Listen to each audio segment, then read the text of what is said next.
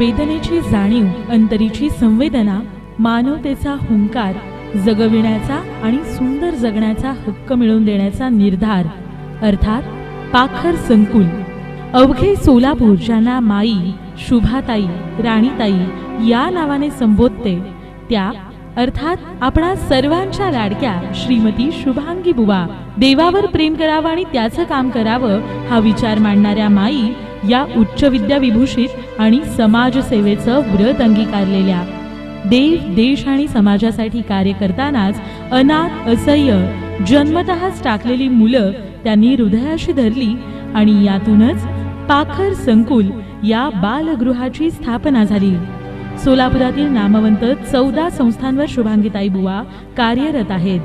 पाखर संकुल आणि उद्योग वर्धिनी पूर्णपणे स्वतंत्र व्यवहार करणाऱ्या भगिनी संस्था श्री शुभराय मठात एकात्मतेनं कार्य करत आहेत. आजपर्यंत अनेक पुरस्कार त्यांना मिळाले.